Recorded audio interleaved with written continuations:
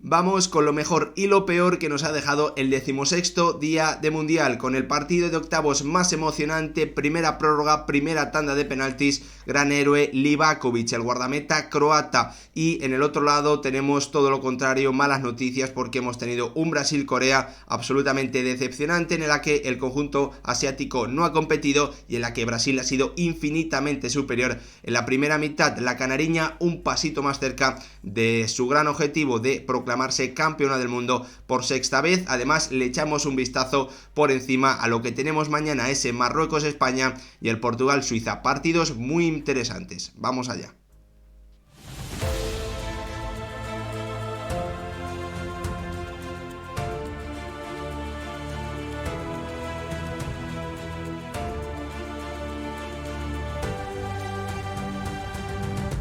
¿Qué tal, futbolero, futboleras? ¿Cómo estáis? Tenemos otro partido de cuartos de final ya claro. Brasil se enfrentará a Croacia, la favorita, la máxima favorita para ganar este título en 2022 frente a la subcampeona que, como ya hizo en el pasado mundial, ha vuelto a triunfar, ha vuelto a lograr la clasificación en eliminatorias en la tanda de penaltis y con una grandísima actuación de su portero, Djurj Livakovic, que ha detenido 3 penaltis y que se ha convertido en el primer portero de la historia de los mundiales en parar los 2 primeros, según le he leído al bueno de Mr. Chip. Tenemos que hablar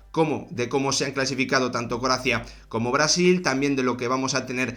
mañana, de los puntos negativos que nos ha dejado sobre todo una selección coreana que, bueno, pues en la fase de grupos hizo lo máximo que podía hacer, sinceramente, pero que hoy no se ha presentado en el campo porque ya en el minuto 12 perdía por 2-0 y cometiendo errores bastante graves, sobre todo en la acción del segundo gol. Antes de meternos a hablar de los nombres propios, de repasarlo todo, como siempre, pediros que si os gustan este tipo de vídeos, dejéis vuestro like, os suscribáis, activéis la campanita y lo más importante, que me dejéis vuestra opinión en comentarios sobre lo que os ha parecido los partidos de hoy, ese Japón-Croacia, el encuentro de octavo de final más emocionante, más importante, más interesante sin duda, y ese Brasil-Corea que ha sido todo lo contrario, que ha sido el más desequilibrado, con el conjunto asiático dando una imagen bastante pobre, hay que decirlo, para ser una selección en octavos de final. Yo creo que muchos uruguayos, o los que no somos uruguayos, nos hemos acordado mucho de la selección sudamericana hoy, porque hubiese sido espectacular ver un Brasil-Uruguay en octavos de final, pero el conjunto de Diego Alonso no se lo ganó en los grupos. Vamos a comenzar, como siempre, echándole un pequeño vistazo a los titulares más generales. Brasil más cerca de la final, se ha paseado, ha goleado, ha disfrutado y ha podido reservar futbolistas. Tite, después de una primera parte, de unos primeros 36 minutos en los que ganaba 4-0 y en los que perfectamente se podía haber ido 6-0 al descanso, con el primer gol de Vinicius. Es así, para mí una buena jugada, desborde de Rafinha por derecha, el pase atrás y luego Vinicius levantando la cabeza, calma total del brasileño, revisando el hueco exacto en la portería para hacer una gran definición y a partir de ahí, bueno, pues empezar a marcar lo que iba a ser la tendencia del partido, con Brasil 3 minutos después Richarlison robándole la cartera a un jugador coreano dentro del área, provocando un penalti, un 2-0 que, bueno, pues ha hecho que Corea se fuese arriba y en las contras Brasil ha terminado matando el partido e incluso perdonando acciones bastante claras para haber marcado más goles. Una selección brasileña que tan solo había marcado 3 tantos en este mundial. Se comentaba, por lo que decían diferentes periodistas, bueno, que era una selección brasileña la que menos goles había marcado hasta el momento en la historia de los mundiales en esta ocasión, pero hoy se ha desquitado marcando 4 más y pasando por encima de una selección coreana que, bueno, pues a mí ya me dejaba muchas dudas de cómo iba a poder competir. Esperaba algo más defensivo de Paulo Bento. Al final ha utilizado un 4-4-2 en el que ya desde la primera acción de ataque prácticamente es que su equipo no ha sido capaz de resistir, luego teniendo fallos muy importantes como en ese 2-0, creo que es la acción del 4-0 también es una acción en la que se puede defender mucho mejor. En definitiva, una selección coreana que no ha estado nada bien y a la que hay que ponerle buena nota en la fase de grupos. Hizo su trabajo, esperar hasta el final que Portugal o que Uruguay no estuviesen bien y aprovechar la oportunidad de enfrentarse a una selección portuguesa ya clasificada para ganar ese partido y meterse en los octavos de final. Hoy no ha estado nada bien el conjunto de Paulo Bento, incluso, bueno, pues ya desde el planteamiento, en mi opinión, quitando a algunos futbolistas o no dando la titularidad a algunos futbolistas que le podían dar bastante más a la selección coreana. Y en el otro lado, en el otro partido, el octavo de final más competido de todos, como se preveía por otra parte, veremos qué ocurre mañana. Seguimos sin sorpresas, ojalá mañana tampoco tengamos sorpresas, o si la tenemos que sea en ese Portugal-Suiza. España, que obviamente va a tener un partido complicado frente a Marruecos, a ver cómo lo resuelven los de Luis Enrique. Una selección croata que la verdad se ha visto sorprendida, incluso todos nos hemos visto sorprendidos por la versión que ha dado Japón en una primera parte en la que el conjunto de Moriyasu ha estado muy bien con balón, encontrando ocasiones tanto por dentro como por fuera y marcando gol, curiosamente, en una acción en la que no son fuertes, como es a balón parado, tirando distinto su delantero Maeda. Pero buena reacción del conjunto croata, sobre todo gracias al golazo espectacular de Perisic, que le ha devuelto bueno, pues la igualdad al partido, no solo en el marcador sino también hasta el final, porque han pasado muy poquitas cosas desde el minuto 70 hasta que ha llegado esa tanda de penaltis en la que Livakovic ha sido el gran héroe. De nuevo un portero croata marcando muchas diferencias en las tandas de penaltis, como ya hizo Subasic en la edición de 2018 en Rusia 2018. Y ahora sí, nos metemos a repasar un poquito más de lleno lo que ha ocurrido en los partidos. Obviamente ese Brasil-Corea va a ser más fácil de resumir si lo habéis podido ver, bueno, porque se ha resuelto en los primeros 12 minutos, ¿no? Ya parecía claro que con el 2-0 en el minuto 12 de Neymar de penalti el partido estaba más que finiquitado. Pero hay que comenzar hablando de la selección brasileña, que en ese primer gol, gracias a Vinicius, bueno, pues ha comenzado a decantar un partido que, como siempre ocurre, hasta que no se ve lo que pasa de verdad, bueno, pues puede haber alguna sorpresa. Una selección coreana que ha salido en 4-4-2 con sus tres delanteros, o con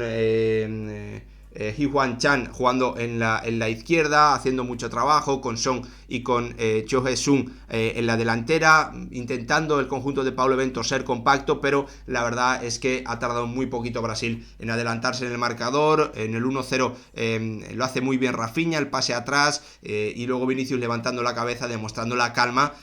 o lo que ha ganado con estas últimas temporadas en el Real Madrid, ¿no? Esa calma total para controlar el balón, levantar la cabeza, buscar el hueco y meterla perfecta para empezar a desequilibrar un partido que ya en el minuto 11 había, bueno, pues prácticamente se había acabado después del tanto de Neymar de penalti. Ha seguido Brasil apretando con muchísima calidad arriba, con Paquetá, con Rafinha, con Vinicius, con Neymar, que no ha necesitado dar una gran versión, pero que es muy importante que vaya recuperando sensaciones, que vaya recuperando minutos, porque lo que sí es evidente también es que Brasil, pese a que sea un gran equipo, y eso hay que darle muchísimo mérito a Tite, porque lo ha creado, es difícil que pensemos también que puede ganar este Mundial con las rivales que va a tener enfrente si Neymar no da una versión como mínimo de notable en los partidos de máxima exigencia que como mínimo va a tener en cuartos, en semifinales y obviamente también en ese último partido en la final, si quiere proclamarse campeona, ¿no? Así que hay que invertir en Neymar ahora para que en los próximos encuentros el jugador del Paris Saint-Germain esté cerca de su mejor versión, o como mínimo esté en un estado de forma que le permita hacer acciones desequilibrantes, aunque no sean muchas a lo largo de los partidos, ¿no? Por lo tanto, hoy Neymar ha tenido 80 minutos, eso es lo más positivo para Brasil. Se dudaba de que pudiese ser titular, finalmente lo ha sido, y teniendo muchos minutos para coger esa forma y marcando también un gol que le puede dar confianza de cara a esos siguientes partidos de eliminatorias. Ha llegado el 3-0 de Richarlison, que marca su tercer gol en esta Copa del Mundo, y también ha llegado el tanto de un Paquetá, que la verdad, sinceramente, en los partidos anteriores y hoy también está participando muy poquito del juego. Yo esperaba más participación por su parte, más creatividad, más protagonismo con el balón. Apenas lo estamos viendo, ya que el conjunto brasileño ataca la mayoría de las veces por su lado izquierdo, donde se juntan mucho y combinan mucho tanto Vinicius como Neymar Jr. Así que noticias muy positivas para Brasil. Triunfo muy contundente, golea, disfruta, se divierte, puede reservar jugadores. Lo único negativo es ese gol al final, que ha hecho que Pike batiese a una Alisson, que ha demostrado que no había tenido que hacer ninguna parada en el Mundial porque había jugado los 2 primeros partidos y no le habían chutado. Hoy se ha tenido que emplear a fondo con 3 paradones espectaculares a disparos de Heung-min Son, si no recuerdo mal, otro de Hee-Hwan Chan y otro de Cho Hae-sung. El portero de Liverpool se ha empleado a fondo, pero al final no ha podido evitar el gol de Pike, que hace que Corea del Sur, bueno, pues se marche con un poquito menos de dolor de estos encuentros de octavos de final, en los que sinceramente es que no ha competido. Como ya decía antes, ha hecho su trabajo en la fase de grupos, dio la sorpresa, o bueno, no dio la sorpresa tampoco, porque Uruguay no mereció más, fue capaz de empatar a Uruguay en el primer encuentro y después necesitaba, bueno, pues que Uruguay no hiciese su trabajo en los 2 siguientes partidos. Lo aprovechó el conjunto de Heung-min Son, ganando su encuentro entre Portugal prácticamente en los últimos segundos del encuentro para meterse en estos octavos, que ya sabíamos que eran muy desequilibrados, y Brasil ha demostrado porque teníamos claro que eso podía ocurrir. Así que nos metemos ahora sí a hablar de ese octavo de final, el primero que se ha decidido en prórroga y también en penaltis. He tenido la suerte de acertar que esto iba a ser así, y la verdad es que nos hemos encontrado con una selección japonesa muy diferente a lo que vimos tanto contra España como contra la selección alemana, teniendo mucho protagonismo con el balón, sumando muchas ocasiones tanto por los carriles como por juego combinativo por dentro, demostrando que es una selección muy dinámica, que ha salido a tope de energía, a tope de intensidad, y ya en los primeros 15-20 minutos ha tenido 3-4 acercamientos muy buenos, centros espectaculares al área entre defensa y portero, que a punto han estado de rematar Maeda, también Tomiyasu en alguna acción a balón parado. Una selección japonesa que ha comenzado muy bien el partido, pero que se ha encontrado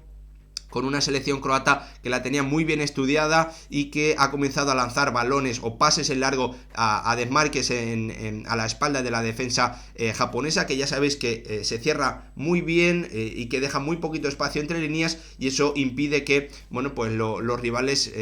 puedan mover el balón, puedan circularlo, y obligan al equipo rival normalmente, sobre todo a los centrales del equipo rival, a tener que tomar muchas decisiones con balón, porque no dejan que los mediocentros o los mediapuntas intervengan demasiado. Eso Croacia lo ha estudiado muy bien, y a base de desmarques a la espalda y de balones muy buenos, principalmente de Guardiol, ha comenzado a tener ocasiones importantes, una de Perisic muy clara que ha podido salvar Gonda. Han llegado 10-15 minutos positivos para la selección de Croacia, que parecía que se rehacía del dominio inicial del conjunto nipón, pero al final, en el tramo final de la primera parte,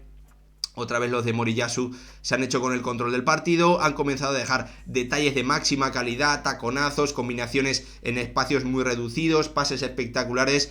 o ha tenido una ocasión clarísima después de un gran pase de Endo y un recorte espectacular de Kamada, de futbolista del Eintracht, acciones de mucho nivel, y curiosamente Japón ha terminado adelantándose gracias al instinto goleador de este futbolista de Maeda, en una acción a balón parado donde no son fuertes, todo lo contrario al conjunto croata, que parecía que en ese tipo de acciones iba a desequilibrar el partido a su favor. Finalmente lo lograba, se adelantaba en el marcador Japón con merecimiento al borde de la primera parte, creo que era el minuto 44. Había que ver cómo respondía Croacia a ese golpe que había sufrido, porque ya sabéis que, como venimos viendo a lo largo de todo este mundial, sobre todo en los octavos de final,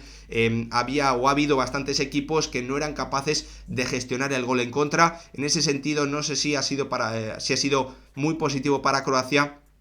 poder irse al descanso, calmarse, no tener 5 o 10 minutos de pánico en los que a lo mejor le podían haber marcado el 2-0 antes del descanso. Al final no sabemos si le ha venido bien o no. Lo que está claro es que al descanso ha sido 1-0, y luego Croacia ha comenzado con un poquito más de energía la segunda parte, porque en esos términos Japón estaba siendo claramente superior en cuanto a energía, intensidad, actitud para robar el balón, mucho mejor el conjunto nipón que los croatas, que en el segundo tiempo han comenzado mejor, pero que sinceramente han terminado empatando cuando no estaban dando ninguna sensación de peligro, metiendo muchos centros al área en ese comienzo de la segunda parte, intentando imponerse, y lo han terminado logrando con un gol espectacular de Ivan Perisic, que ya sabemos que con su selección siempre rinde o casi siempre rinde por encima de lo que lo suele hacer en su club, hoy de nuevo empatado un partido en el que Croacia no estaba creando ocasiones. Hemos tenido 5 o 10 minutos en los que parecía que Japón, bueno, pues ha acusado el gol, sufriendo falta de contundencia atrás. Budimir, que acaba de entrar, ha tenido una ocasión clarísima para poner el 1-2 también de cabeza, pero a partir de ahí los cambios del conjunto nipón han igualado un partido que ya desde el 70 hasta el 120 no nos ha dejado prácticamente nada que destacar. Croacia ya con los cambios ha perdido mucha calidad, han salido del campo Modric y Kovacic, y todo se tenía que decidir en una tanda de penaltis donde los registros eran muy favorables para el conjunto balcánico, como se ha terminado demostrando, y donde Livakovic se ha convertido en el gran héroe croata al detener los 2 primeros penaltis. Como os decía en la introducción, la primera vez en la historia, según los datos de Mr. Chip, que un guardameta detiene los 2 primeros penaltis en una tanda. En el primero, para mí, Minamino no ha estado nada bien, ha lanzado mal. En el segundo, para mí, más mérito, aunque el penalti no era perfecto porque no había mucha potencia. Para mí, muy bien colocado el penalti del segundo, el segundo penalti que ha detenido Livakovic, así que mucho mérito para este guardameta croata, que sucede a Subasic como guardameta que marca diferencias en las tandas de penaltis a favor de Croacia. Ha terminado deteniendo otro, el que le ha terminado dando el pase a cuartos de final a una selección croata que ya sabemos lo que le suele ocurrir siempre, ¿no? Que cuando se enfrenta a selecciones de mal nivel que ella, suele subir el nivel, y cuando se enfrenta a selecciones de menor nivel que ella, suele también jugar a menor nivel, ¿no? Por lo tanto, es capaz o tiene ese defecto o esa virtud, lo podéis ver como queráis, perdón, de que se adapta muy bien al nivel de su rival, pero no tiene esa regularidad para para jugar bien o mal todos los partidos, ¿no? Sino que es una selección para mí bastante cambiante en cuanto al nivel que suele dar. Ahora le viene el gran coco, se va a enfrentar a Brasil en ese partido de cuartos de final.